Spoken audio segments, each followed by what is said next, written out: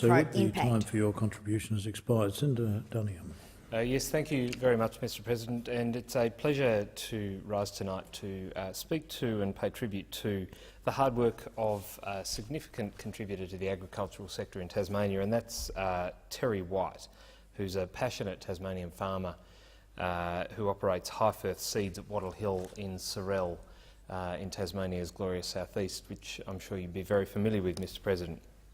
Specifically why I'm talking about Mr White tonight is his involvement and contribution to the excellent event known as Old Mates Day, which is a day that brings together like-minded people, mostly from the agricultural sector, together to catch up for support and camaraderie, which I think is an admirable thing given the amount of time these people spend on the land and often in isolated circumstances.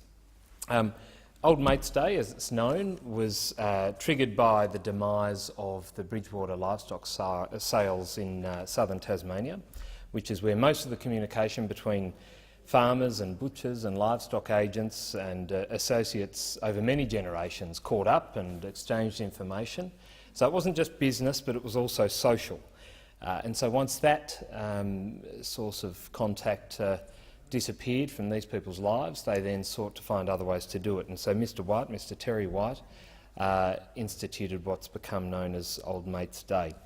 And now farming, though, as all of us have acknowledged at various points in our contributions in this chamber, is a massive contributor to the nation's economy, and Tasmania is no exception to that.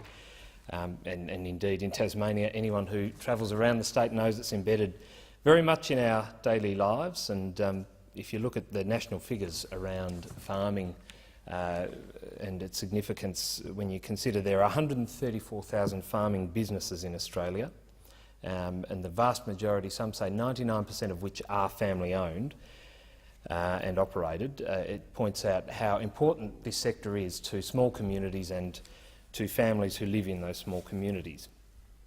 Each Australian farmer produces enough food to feed 600 people, 150 here in Australia and the balance 450 overseas. And Australian farmers, interestingly, Mr President, produce almost 93% of Australia's daily domestic food supply, and all of these figures are sourced from the National Farmers Federation Compendium of Information. We do know that the Tasmanian agricultural sector is a diverse one, but it is a key pillar of the Tasmanian economy, with an annual farm gate value of $1.44 billion as at 2014-15, growing by 6% on the previous financial year. As we know, and as we saw in the election campaign in Tasmania, farming has some significant challenges of an environmental sort. We have significant floods, but we also have drought, often coming in close succession, in addition to bushfires. But one challenge that doesn't get as much airing as the significant environmental challenges are those around isolation and the mental health issues that flow from that, including depression. In these circumstances, as I've alluded to before, it's incredibly important, it's paramount in fact, that farmers and those who live on the land do get together and talk, and that's why events like Old Mates Day are so important, and it was a pleasure to support this event. Farming, obviously, is a physically demanding profession. It's also psychologically demanding, characterised by high rates of stress and injury and, sadly, also suicide.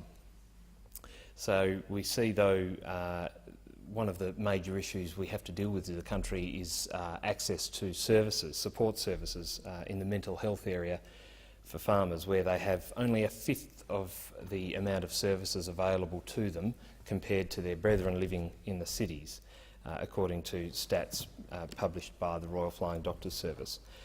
In Tasmania, though, we have great services with Rural Alive and Well, an excellent service I look forward to supporting into the future. A recent research paper entitled Mental Health in Remote and Rural Communities found that country residents risk exacerbated mental illness because of insufficient early intervention and prevention services.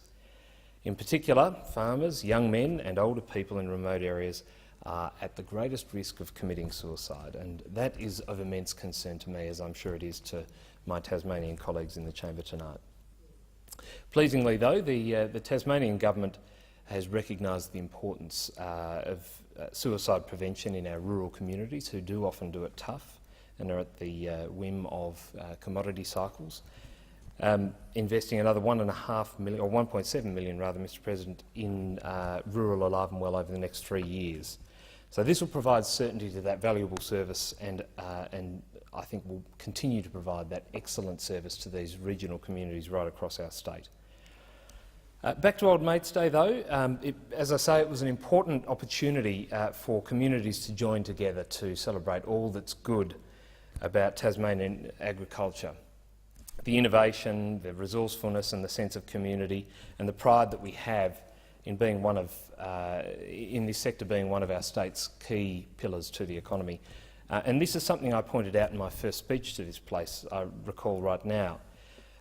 This year, the Old Mates Day, its motto for the 2017 event was "See a mate before it's too late," and it was held down at the Brim Creek Showgrounds as I said before, the picturesque southeast of our state.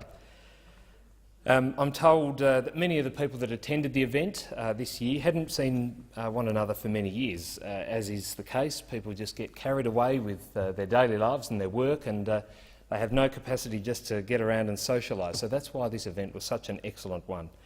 It's a great initiative, and I put on record tonight, and I'm sure also on behalf of my Tasmanian colleagues, my thanks and appreciation for Terry White for his ongoing efforts and his passion in supporting farmers from right across Tasmania in putting together this event.